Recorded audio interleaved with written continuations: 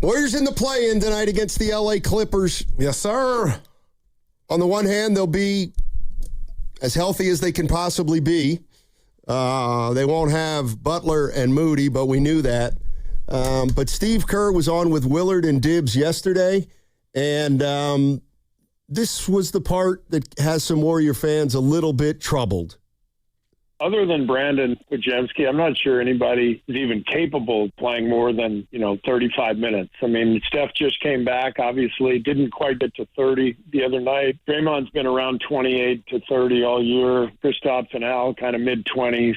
So that's just who we are right now as a team. And with Jimmy and Moses out, obviously, it puts us, in a bind in terms of the minutes we need. So we'll play our bench. We'll play guys, and the game will tell us what we need to do, but we've got to be ready to use our whole bench.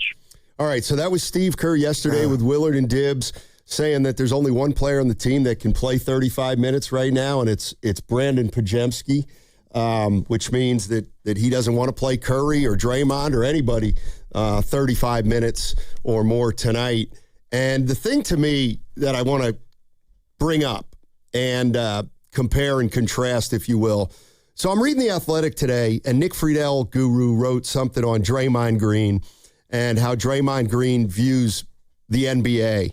And he says certain guys are 82-game guys and certain guys are 16-game guys. And the 16 games means the playoffs, right, obviously. And, Draymond says, number one is you have to have a certain focus level. You have to meet a certain level of physicality, blah, blah, and he expounds on that. The foul calls are pulled back a bit. I think one of the beautiful things the NBA does, and referees do too, is you have to go win. You're not going to get bailed out. And then he says, if you're someone that can't lock in on the game plan, you can't be a 16-game player. And my question to Draymond and the Warriors and to Steve Kerr is, do you really have 16-game players if you don't have anybody that can play 35 minutes? No, that's a phenomenal question. And the answer to me, and it's disheartening to hear, is his truth and Kerr's, is no. I mean, how can you go out guns blazing if you don't have all your bullets? And, that was, those are words. And maybe, in the midst of battle tonight and the game were to go overtime, we see Curry and Draymond or whoever play over 35 to 40 minutes. But just hearing that is kind of somber. But then it's just a state of what you've accumulated, via the roster. And I know Jimmy's out and Moody are out. But, man, I was asking Evan, when you left the green room, do we see Bassey? People call him Daryl Gassy Johnson. But do we see Bassey? And you hearing that sound by hell, yeah, we're going to see Bassey, Steiny. We might see Leones. And it's like, wow, Guy Santos can't give us 35. And I know he didn't want to go down the whole roster. But how am I Dub Nation to expect us to shock the world? And we can't shock the world because we got fighters that can't go 15 rounds if need be. It's kind of disheartening to be at this juncture and still Steiny needs his Geritol. Evan needs his Rolaids. It's like, damn, man, but we put this together. And maybe that will go. You know what? I am truly fired up about this game. I'm being real, and last night had a lot to do with it too. Maybe I'm hanging on like Van Gundy to Zoe Morning's leg. Maybe in the midst of the fire, that will go by the wayside, and there will be opportunities, situation we'll all be seeing together, watching, and maybe that will just go by the wayside, and the training wheels will come off, and guys will be out there if need be more than what we thought. Maybe it's just too much wordplay, and I'm hanging on to every word that Kerr's saying. I'm speaking for myself, but I hope tonight the game is not over and Steph doesn't play 30 minutes and Draymond's not close to then I would feel like, especially in a loss, we didn't put our best foot forward. Yeah, I think. Or we could. The way I look at this year, and I'd love to know what some Warrior fans think. And, they won in 2022. They kind of ran it back the next year. It didn't work. And we've heard a lot of talk about where the Warriors are. And the goal for the Golden State Warriors over the last 3 years has been to try to manage the regular season, get into the playoffs healthy, and then make some kind of run. And to me, this year, everything failed on every front. Wow. So you didn't manage the regular season because you were 37 and 45, and maybe you couldn't manage it because of injury, but that's the reason you can't manage it, because of injury. So they can't manage the regular season, and now they got to go in as a 10 seed, but they're not even healthy when they go in as a 10 seed. They're missing 2 players, and now we hear that only one guy on the roster can play 35 minutes. Odd, man. So, when people, want to just kind of keep this thing going, I mean, it's kind of crumbling in a few different ways. And one is they're now at the end of the season as a 10 seed, and they're not healthy. So we didn't accomplish either goal. We didn't manage the regular season, and we're not coming into, the postseason or play-in game or playoff healthy. So when I look at that, I don't really see how they can make any noise in the play-in. I think it's a real long shot for them to win 2 games. Well, I'm hoping, and we all are, and I hear you. I have nothing to rebuttal. I feel that premise of what you're saying and how you're laying it out. And my frustration is, okay, tomorrow was always supposed to be the day. That's how I would surmise this season from the beginning. And I brought this up. I'll do it again. Oh, we're going to be in our beds. We got dealt a bad hand in regard to the rodeo. But now I'm watching Steph Curry, and I'm happy as happy as I can be that he came back this season, because I thought he was going to be shut down. But now, Steiny, I'm being honest. I saw him against the Kings up close. I saw him against the Clippers, and it's not his fault. But there's no way he's 100%. And when he made his debut, it looked like he was 100%. So I get, you can't just run him in the ground. But at what juncture this season has been, showing caution paid off the next day or the next week? So I'm hoping today will be a new opening night, but that rug got taken out from underneath me, and I fell down and hurt myself like a bam last night because the coach is telling me, Goo, hey, I know we're rooting and we're trying, but we got guys that can't go the 15 rounds. Like, that was just a blow before the game. And I'm hoping that was just wordplay, but I'm with you. And I'm going to say this to you after what you just said. What are you holding on to? Because you talked about it. 3 of the last 6 years we've been part of the play-in, and we got ran twice. What are we holding on to? You're holding on to not doing anything tonight that could jeopardize Steph Curry next year. That's the one thing. But there's no guarantee that the chef will be fine or immune from injury next year. Right. I know. That's why they're in the same boat next year. Exact same boat. They're in the exact same boat next year. And, it's funny because I've heard a few people now talk about, and Fitz said it yesterday, and we love Fitz. Yeah. How it's such a big off season for the Warriors. Is it? How can it be? Well, if you were to bring in a big fish or a whale like LeBron or Kawhi. Yeah, I don't think it's a big off season at all. I think next year's the big off season. And the reason is because they've put themselves in a position to have money at the end of next season, not this season. So, when I look at this roster of Butler and Curry and Draymond, I wonder how much they can do in the offseason. I think this is going to be a relatively uneventful offseason. So, just about tonight, shout out DJ Quick. Mm-hmm. Do you give him much of a chance? I do. I do give him a chance tonight. Portland is something I don't want the Warriors to see, and they proved that just by beating them 3 times. Portland this year beating us 3 times, but watching them last night, I'm like, oh, they got dudes. They got length. They got athleticism. They know who they are. This thing has just been Gorilla Glue, duct tape, But do you give them much of a chance tonight? Because I look at that Clipper team, and I've been impressed throughout this year at times, but it starts and ends with Kawhi, and if Draymond and company can just make it difficult for him, I do give, okay, Darius Garland, Bonte left out of here like he didn't have the best April, Garland that is, but he looked active Sunday night, and do you give him much of a chance? The Warriors tonight, Steiny. I mean, yeah, I think they could win tonight. But I'm looking at 2 games, that they're going to have to win, and now they got to go to Phoenix on Friday if they can win tonight. Strike that off last night. I mean, what's the line tonight? 5? 5 even. 5.5. 5.5. I might put some. I don't have much on the Warriors. This has to mean something for Steph and Dre and Steve Kerr because I'm going to say it, we are at the end. Now, the end could be a while, but these moments aren't coming around. And I'm thinking, I swear to you guys, I have no proof.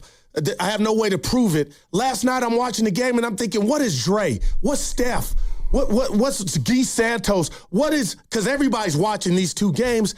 I got to believe they got a pep in their step watching those performances by the 4 teams. Now they're the Clippers. Did the Clippers get a pep? I give that. I give that.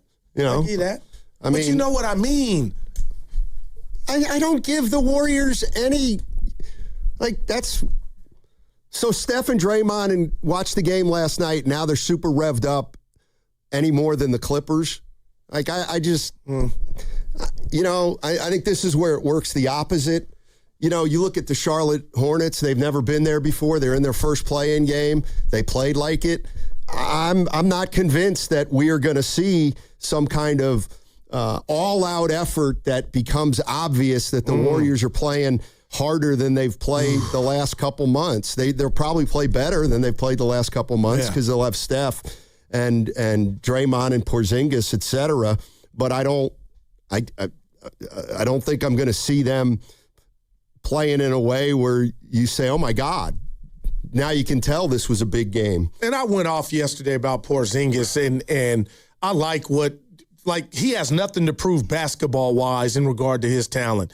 But this is a game, and I'm asking Dub Nation, can the Warriors win on the road without Steph going Michael J. Fox and Teen Wolf? Can he have an okay game, but Porzingis have a game of his life in the offs, or Horford and Pods and Guy Santos? Can other guys outside, not named the chef, have a game or have an out-of-body experience to where we can attach our wagon to them and they could bring us home? Does it have to be Steph like it always seems like it has to be, or can other guys show up tonight and we beat the Clippers?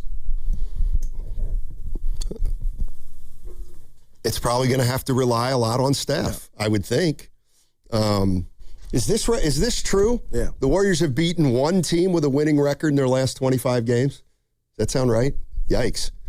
That's on the text line. Well, we had lunch yesterday, you, Evan, and I, after the show, and the stats of all stats were when Draymond went up to the podium, and so did I, after the game we went to in the suite against the Kings when the Warriors hosted Sacramento, and we were talking about the Kings tanking, and I've been a part of that, but to find out in the second half of the season the Kings had more wins than the Warriors, that was one that I drove home in the caddy like I didn't even turn the music on.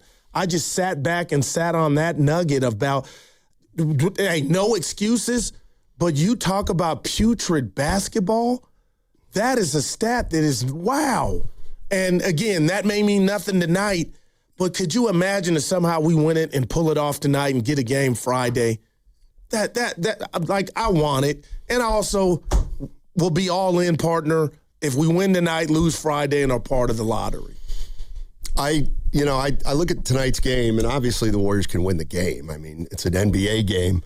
But I do think that sometimes in these situations, you kind of pay the price for the kind of year you had. And whether we like it or not, the Clippers didn't get off to a great start. And they've played pretty well for 50 to 60 games. And the Warriors just have never really gotten it together, which is understandable after Jimmy Butler. I do think that this is going to be this is going to be a tough game. I would not bet on the Golden State Warriors to win this game tonight. Wow. I just wouldn't. No, I get it. I do get it, man. The Clippers have just been better start to finish than the Warriors this season. And do I think that they can beat the Clippers in a game? Yes, but then they're going to have to go beat Phoenix, who's been better than them all season, too. And this team's not a great road team. And they're not, I don't think they're firing on all cylinders, obviously, right now. They've never been whole to get that cohesiveness that and they're not going to get it that tonight. We've talked about all year. And I'll use a baseball term. We know the Giants are stinking it up right now, but just hearing Steve Kerr tell Willard and Dibbs that a guy can't or guys can't play 35 minutes, not named Pods, that was like a Game 7 and the manager saying, hey, our starting pitcher, he can't go deep into the game. It's like, I mean, in fairness, sometimes that happens when you use a pitcher in a Game 6 and you just can't use him in a Game 7. But, you know, my big thing, and I don't not necessarily want to get into it now, but, you know, I just can't assume that next year they're going to get all this good fortune injury-wise at their age and kind of turn this season or turn it around next year. Let's go to Nico. Nico's in Sacramento. BTO. Hey, Nico, what's going on? Yo, what's up, guys? Hey. I gotta say, I mean, I love the rejoin every time it plays. You guys have been playing it for the past couple of weeks. I heard it yesterday. I was like, man, I gotta call in. I wasn't feeling so good, so I didn't call in. I love the rejoin, man. I love hearing myself on the radio. It's freaking awesome. All right. Congrats. Let's get in on these Warriors, man. Right. I don't understand why we're praying on someone to have a good game like a Buddy Hield type game last year to win a play-in game. We're in the play-in, bro. Like, what are we talking about? We're really going out here and praying for someone to do good like a Guy Santos to help Curry get over the top and then go play another game on Friday. Come on, man. And this is just ridiculous. Like last week you said I was negative, and this past week you've been so negative, bro. And like, how am I the negative person when I just see that we're trash? And I'm a real fan that understands that we have nothing in the tank. But I'm not being negative. I'm being realistic. I'm not sitting here saying we're going to win championships. We're not that good. I mean, the season win total, we blew the under like easily. The team is not good put around Curry. The staff is good, but we don't have anything on the court. So it doesn't matter if it's Kerr or Popovich or anybody that's coaching. We don't have talent. I mean, our best player after Curry and Podziemski is Guy Santos, and everyone at home is this. No one knows who Guy Santos is. He's not a name, man. It doesn't make any sense. So we're praying on these guys to do something for us tonight. Just keep praying, bro. Yeah. And Nico, I love the show. Yeah. Y'all have a good one. Nico, I'll leave you with this because, you know, Friday did something to me after the show. I went up to Sac, watched the game, and watched the Warriors up close, and they were whole. And that to me, and I love hard, I tricked myself into thinking this is a dress rehearsal. And again, the game had no meaning in regard to the standings, but what I saw Nick Clifford and Devin Carter do to the Warriors, I got emotional, and I'm hoping somehow they can flush that out their system and show up tonight. But, you know, it is what it is, and I don't like the wordplay that's coming out of Warrior World right now. And we'll talk to you later, Nico, but I'm just telling you, Steiny, that story about, I don't want to take the show off the tracks here, but, I go to bed or wake up this morning and read the article about upper management might not like the verbiage or the words that Steve Kerr used in regard to fading Dynasty. And I'm thinking to myself, and I said it to you, when we got to see Steve up close and personal, I felt something off his body. It was real. It was like, this is a truth teller. It's a truth teller. It's his version of it, and I appreciated it. And now here we are, a do-or-die game, and articles are being written about the head coach. Those words might be too harsh for some in the organization. And then I'm taking a step back, like, if that is true, because it was written, if that is true, how the hell can we go shock the world when we got disconnect all around our franchise? And the coach telling his version of the truth. And I bring that up because those are things that I think can keep us from winning. I mean, Steve Kerr saying it's a fading dynasty. I mean, he said that. Hello, what? No, they are. Yes, that's what I'm saying. Okay, so why did anybody get mad at that? I don't know. I don't know. Like, I couldn't believe it was. I was reading this article like that. Well, this is what Steve Kerr said to Guru and myself about 2 weeks ago when we were over there, and I asked him about this dynasty and his sense of urgency. I've been, you know me, I've been quite honest about everything. We love it. Much to the chagrin of some of the people I work with. When I say we're an aging dynasty, I'm just being honest. That's what we are. Like, and I like I said, not everybody's thrilled when I say that, right. But I just believe in no BS. Like, let's not pretend. Let's actually deal with what's here. That's how I coach. That's how I speak to the media. I respect him for calling it like it is, and I know some in Dub Nation blame him, but he's telling you, don't blame me. I'm not working with a lot, and here we are going in tonight's game in L.A. I'm all in as a fan. You know it. But, man, he's telling you he's not working with much, and the fact that you got one guy on the roster that can play 35 minutes in a do-or-die game, I mean, if that's not symbolic of where we're at, I don't know what is. 888-957-9570 is the number. I kind of want to get more into that. I'll play it again on the other side. Steve Kerr saying that when he called the Warriors a fading dynasty, that there were people in the organization that really didn't like it. And I think we can assume Joe Lacob was one. But my question to Warrior fans is why?